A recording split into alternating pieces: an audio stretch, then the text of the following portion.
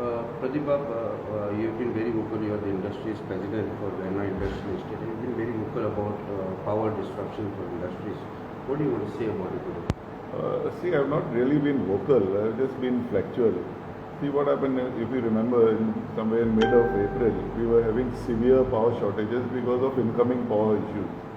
And in that, when Mr. Dawlikar took over as power minister, he actually went out of his way to help us, get the additional power, but with the industry supporting him in terms of paying for that additional power. But he really helped us by working overtime, both he and the chief electrical engineer.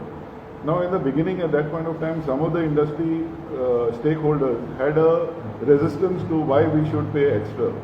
It's a government's responsibility. But somehow Kochkar and all of us managed to convince them, and everyone came on board. But unfortunately, we see in the last 1.5 months, what has happened is, the incoming power problem is solved. But now there are constant daily shutdowns. Even here now in Sankwal, Verna, every now and then I get calls. But what is the reason? There's a shutdown. 4-5 shutdowns a day. Now people think why should we pay extra?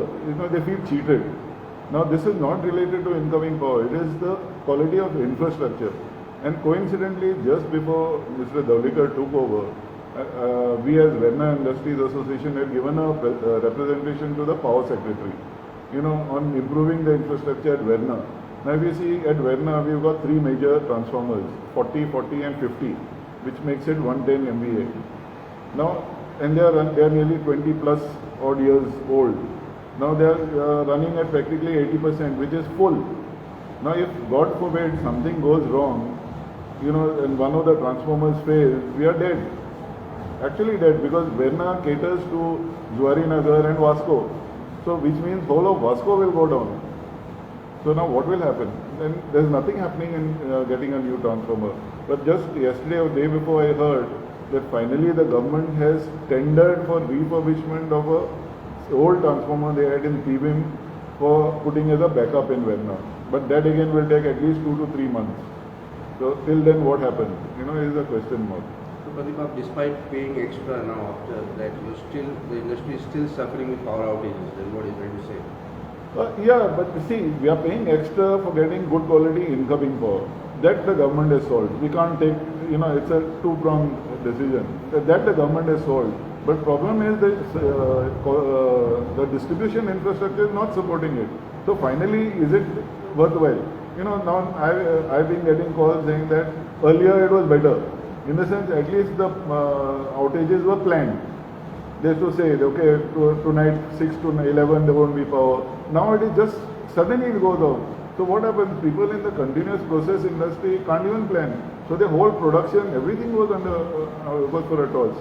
It's loss of material, loss of customer delivery, and as it is, the economy is just coming back onto tracks after COVID. It's a questionable structure. Like for my own business, we have CNC machines.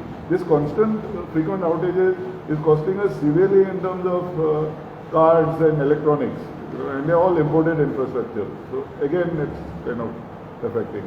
Pradeep, being a Goan at heart and being a very well-renowned industrialist, what is your suggestion to the government? What do you think is the solution for this?